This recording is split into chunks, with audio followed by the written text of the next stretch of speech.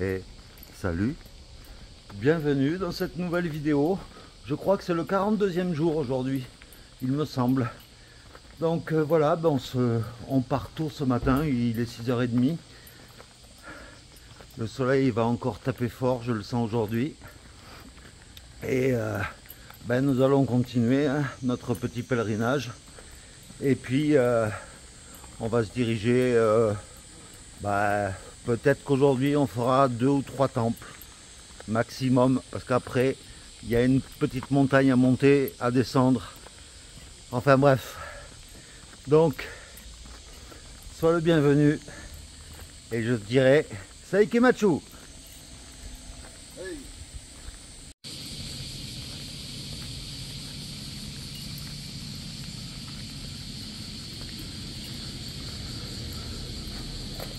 Petite rue commerçante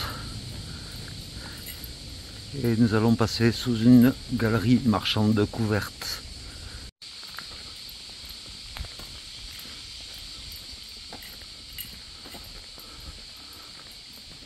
Ça fait un peu lugubre tous ces magasins fermés.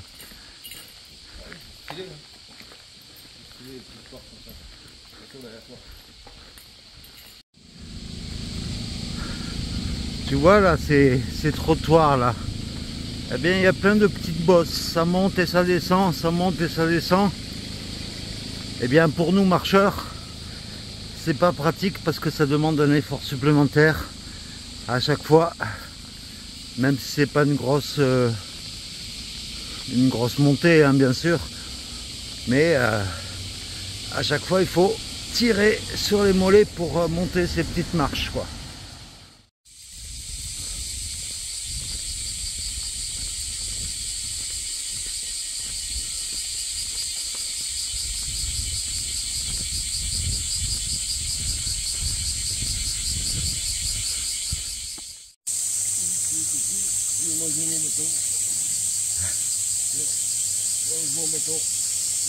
Une petite aire de repos qui n'est pas mentionnée sur l'application,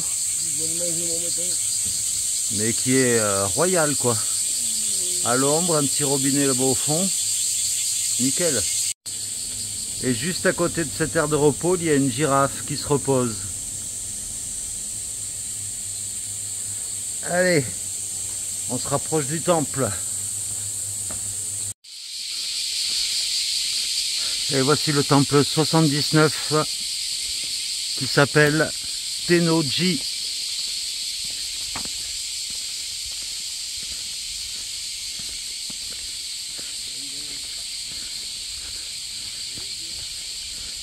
Désolé pour le soleil qui est en face, mais voilà, là ça va mieux.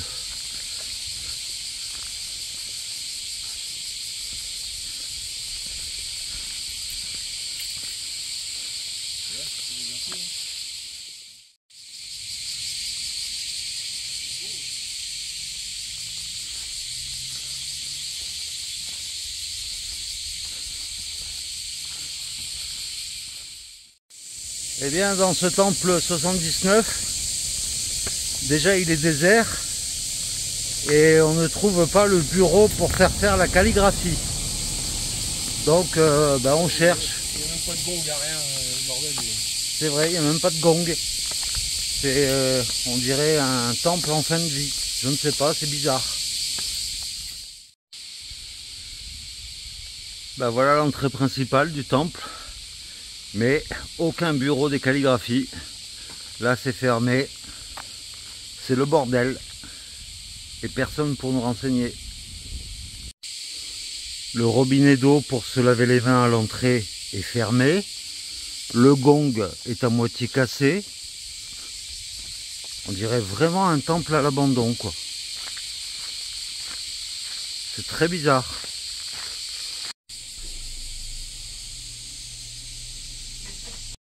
Alors on a enfin trouvé le bureau, mais en fait il a fallu ouvrir une barrière qui était ici.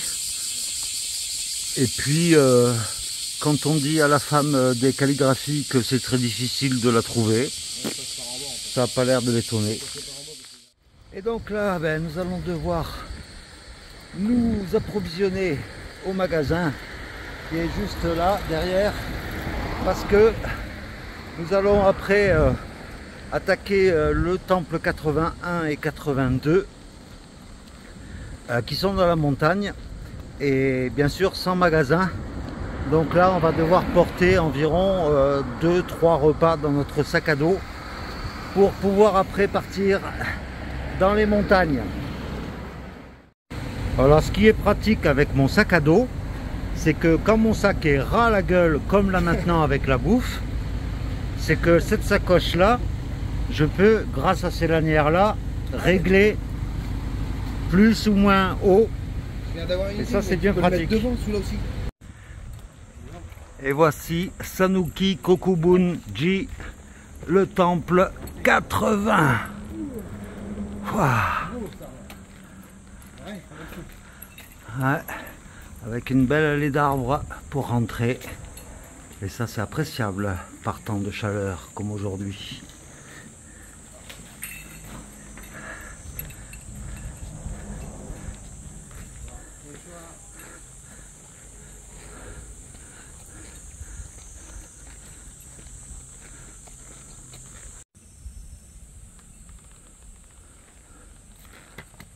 Voilà, un assez beau complexe.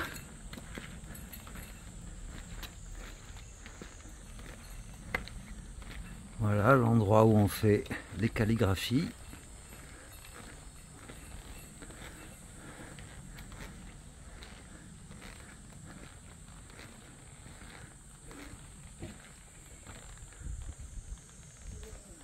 Et toute une famille de statues là. C'est toutes les mêmes.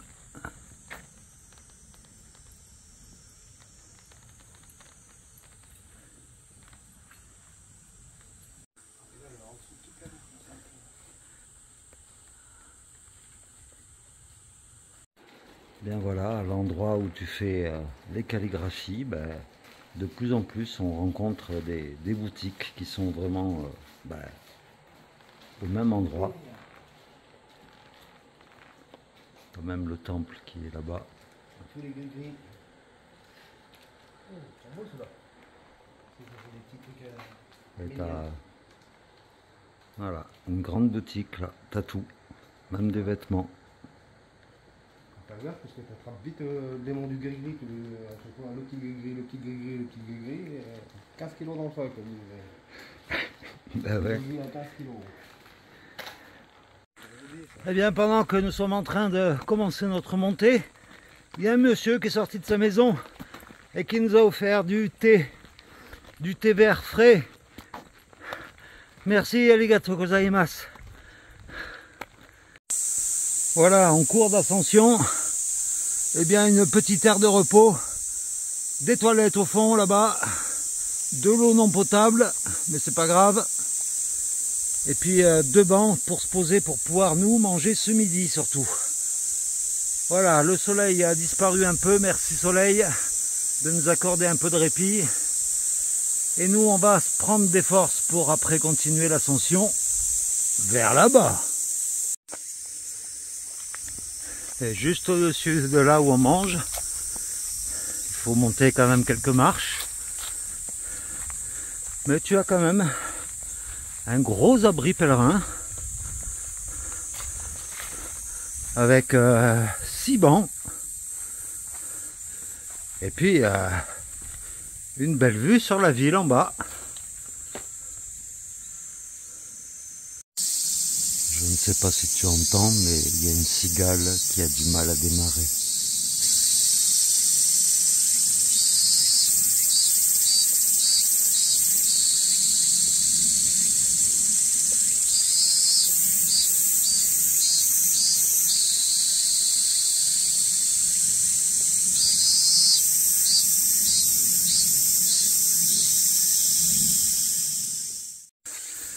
Bon ben voilà, après notre pause, ah putain les temps, et bien voilà, nos amis les marches sont de retour, et on continue notre grimpette, et l'ascension continue.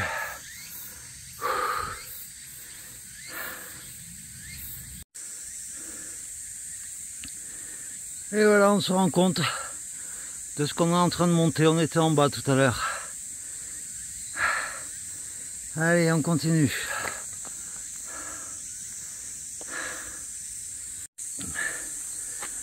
Et là maintenant, de vrais escaliers qui montent et qui montent et qui montent. Mais ça n'en finit jamais ces escaliers, c'est pas possible. Des fois, moi je préfère marcher à côté. Ça te casse moins les pattes. Bon, ben là, une pause s'impose. Hein. On est carrément sur la route. On s'en fout. On vient de sortir du chemin forestier. Et là, on se faisait la réflexion, en fait. On va arriver là, le prochain temple, c'est le 81. Et on vient de se dire que ça faisait 15 temples qu'on n'avait pas fait de grimpette dans les forêts. Parce que depuis 15 temples, on se tape que de la ville et du plat. Et bah là, pour faire, je sais pas, on a fait quoi, peut-être 5 km. 5 km, 4, 7, 5 km. Ouais. 5 km, on a mis... Et encore, on l'avait amorcé avant la pause. Ouais, ouais. Donc, et en plus, on a de nouvelles chaussures. Et moi, ça va à peu près. Mais Pierre, il sent qu'elles sont plus lourdes que ses anciennes, quoi. J'ai pris des montantes, là. Je me suis habitué aux basses. Et quand tu t'habitues aux basses, c'est vrai que c'est plus léger. Hein. Donc là, ça te maintient mieux la cheville. Donc tu es plus en sécurité. Tu fais des pas plus... Je veux dire... Ouais. Plus dur ou plus d'assurance. Mais putain, ça pèse. Hein. Elles sont plus lourdes à soulever, quoi, ouais. C'est clair. Tu n'aurais pas un Sherpa dans le coin? Recherche Sherpa désespérément. Sherpa pas cher.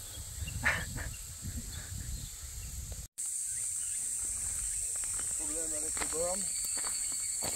Et quand on va faire dans les deux sens, et que tu viens de te taper 5 km de montée, et ben, ça bug. Il va pas voir. Le type il est resté là, il est resté que moi là, ça bug. Il me fait gros qui va. Voilà. Faut suivre le doigt de Bouddha. Ben, le doigt, il est de l'autre côté aussi le doigt. Eh oui. Ah T'avais ouais. pas vu ça? Ah non. Eh oui. Mais qu'est-ce que tu fous, Bouddha? Mais il a deux mains. Alors maintenant il s'amuse. Ah ouais. Et au début il joue avec un doigt et après il s'est aperçu qu'il pouvait jouer avec deux doigts. Et puis maintenant. Eh les gars, ils ont les deux en fait. T'es un farceur? Eh, Putain. qu'est-ce qu'on fait?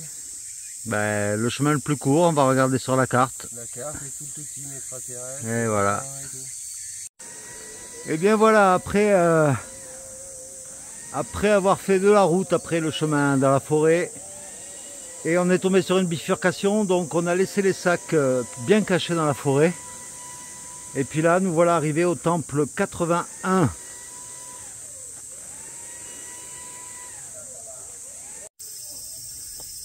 Et donc ce temple s'appelle Shiromine. Il est perdu dans la forêt. Je vois un toit dans la forêt là-haut.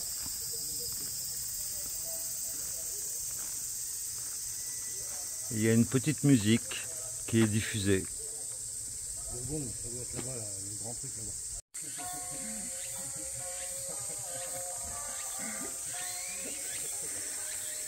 Voilà, la petite musique dans le temple. Et si tu veux voir le gong magistral de Pierre, ben tu vas sur sa chaîne.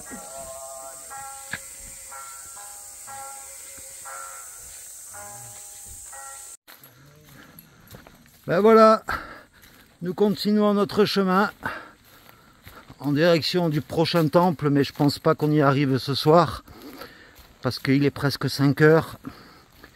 Donc on va bien voir. Là pour l'instant on est dans une forêt tropicale, on entend des bruits d'oiseaux, des bruits d'animaux. On ne sait pas si c'est des singes ou des sangliers ou quoi. Mais bon,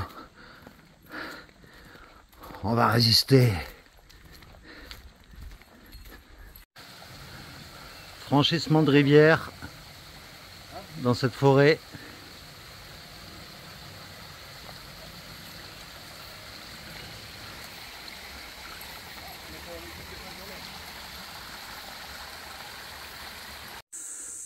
Et là, sur le bord du chemin, on tombe sur des caisses. Et en traduisant les petits panneaux, eh bien c'est marqué pèlerin, servez-vous, n'hésitez pas, une bouteille par personne. Il y a de tout. Il y a des bouteilles, il y a des couvertures de survie, il y a de tout.